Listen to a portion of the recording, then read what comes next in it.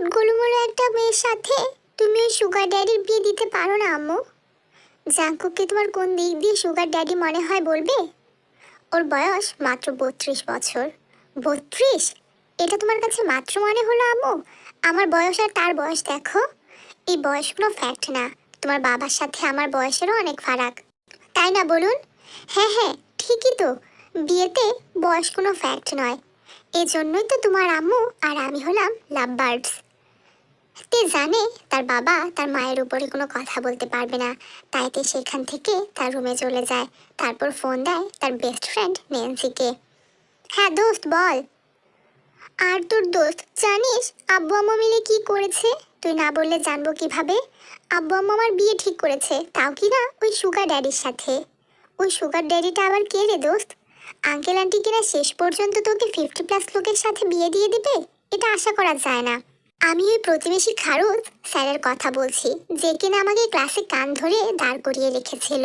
দোস্ত আমাদের ডিপার্টমেন্টের জিয়ন জাঙ্কুক স্যারের কথা বলছিস? হ্যাঁ। তুই না ওনাকে ক্যাডার সাহেব বলতি, হঠাৎ সুগার ড্যাডি উপাধি দিলি কেন?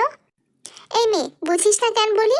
আমার বয়স হবে মাত্র 18 আর ওনার কিনা 32। দেখেছিস আমাদের বয়সের গ্যাপ কত? আমি ওনাকে বিয়ে করব না।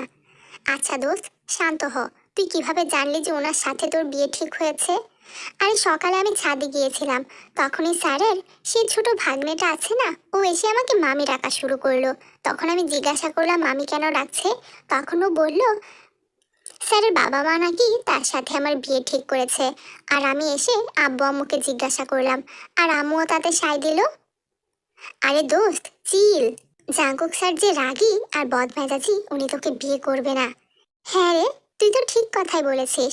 উনি তো মেধাবী ছাত্রছাত্রীকে বেশি ভালোবাসে। আমার মতো ফেলটুসকে উনি বিয়ে করতে চাইবে না। বাহ, নিজের সুনাম নিজেই করছিস। আচ্ছা ঠিক আছে ঠিক আছে, জানি এটা গর্বের বিষয় না, তাও আমার কাছে পড়াশোনা ভালো লাগে না। রাখছি এখন, বাই।